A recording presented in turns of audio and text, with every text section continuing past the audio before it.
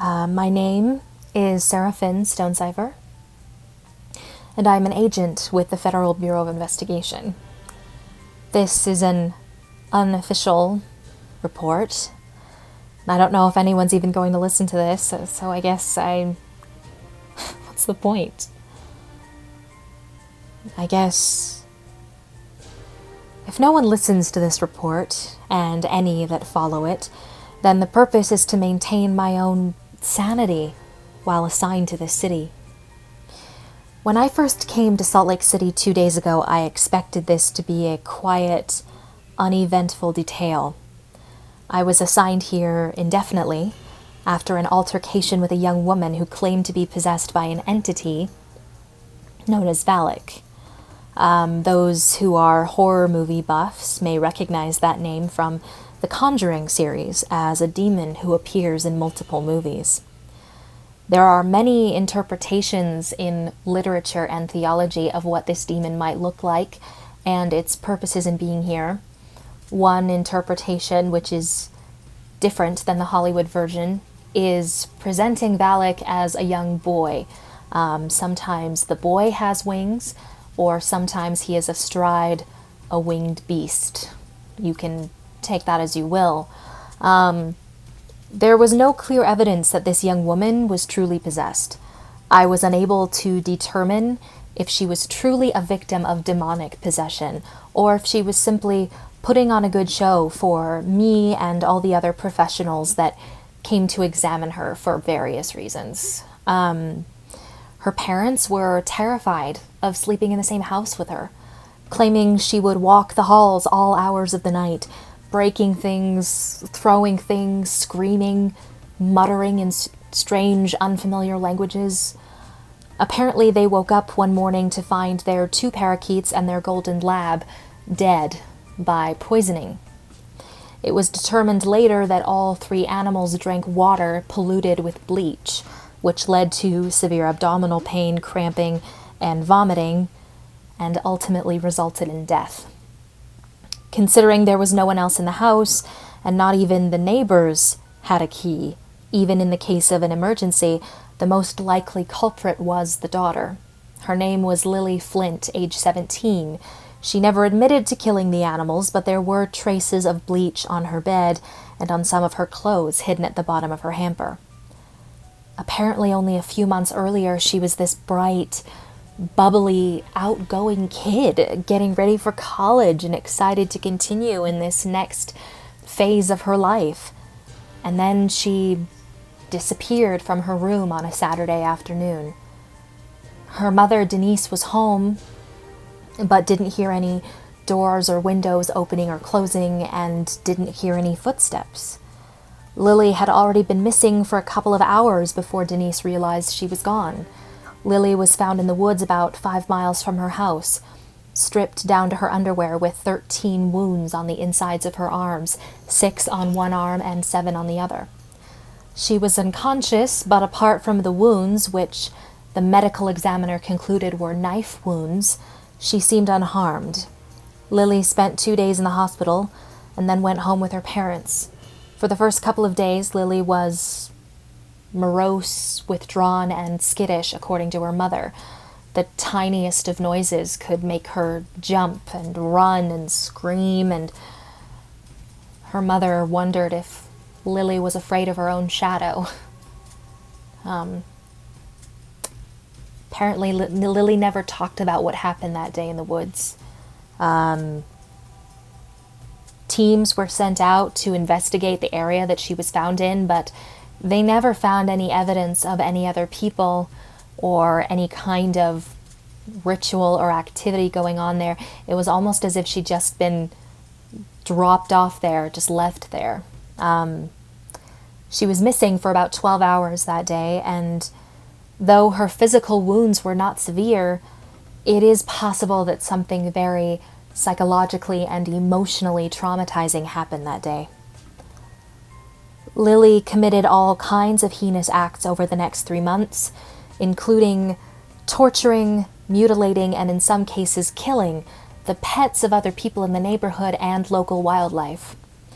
The remains of several birds, squirrels, gophers, raccoons, and skunks were found in shallow graves in her parents' backyard, right underneath Lily's bedroom window.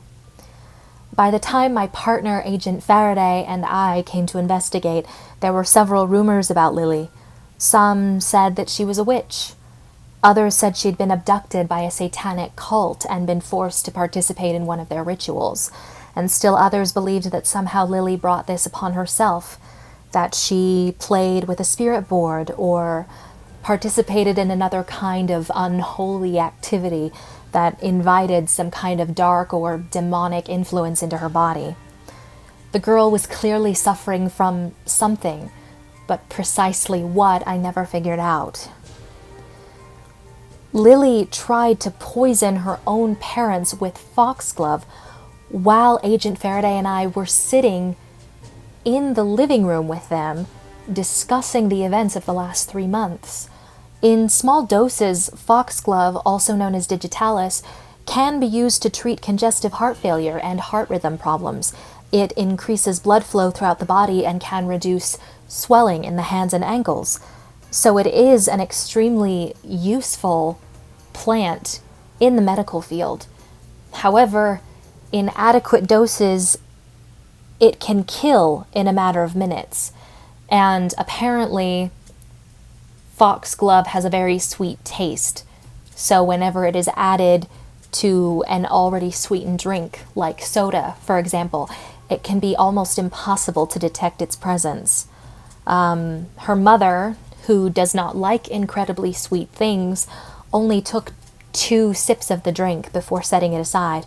And her father, in his excitement and anxiety in telling us about Lily's unusual behavior, seemed to forget that he had a drink entirely. She was enraged that her plan had failed, and she grabbed a large carving knife from the kitchen and came at her mother from behind. I shot Lily in the shoulder twice.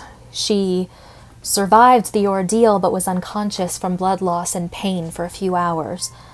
After coming to in the hospital, Lily claimed she didn't even remember us coming into her family's home.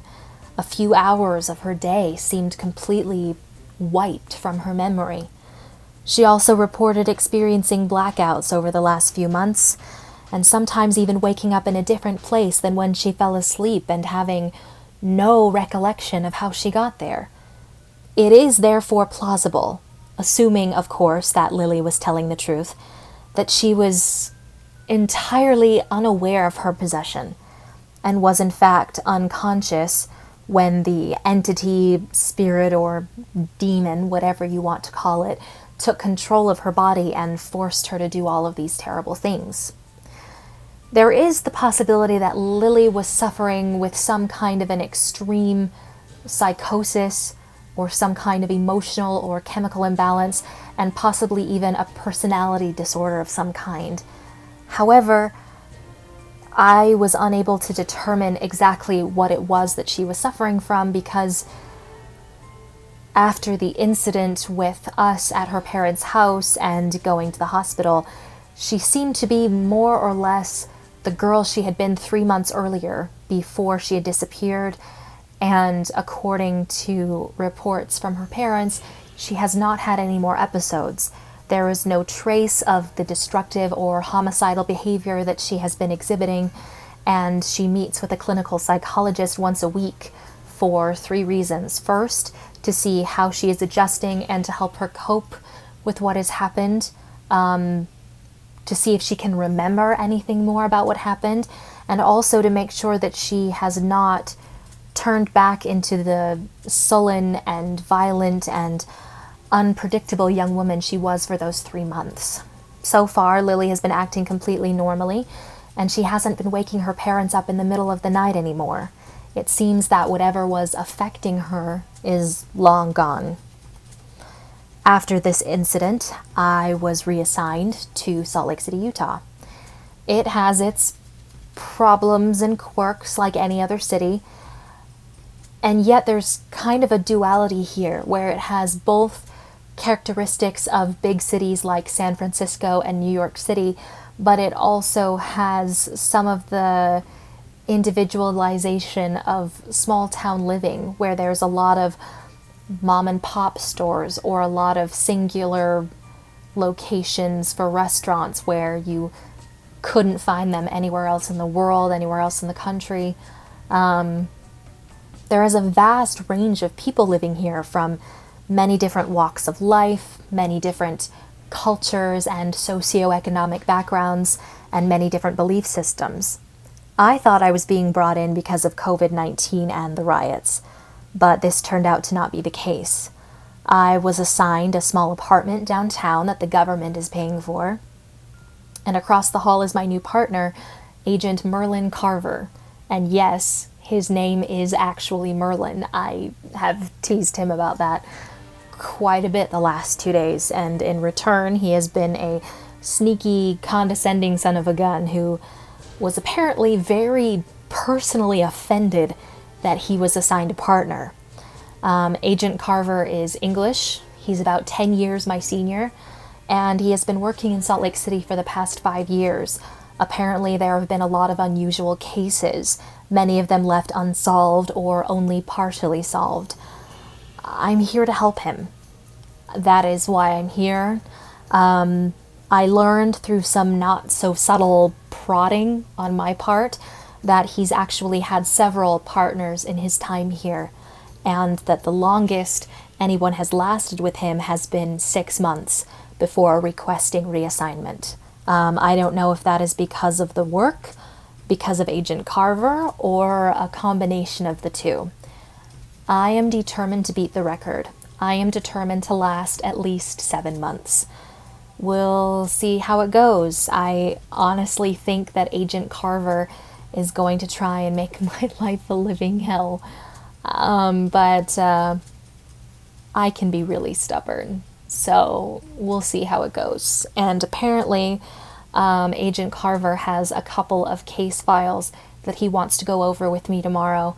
Apparently there have been some strange incidences going on just in the last couple of days that he wants us to maybe look into. So I guess we jump in tomorrow. This is the end of Report 1.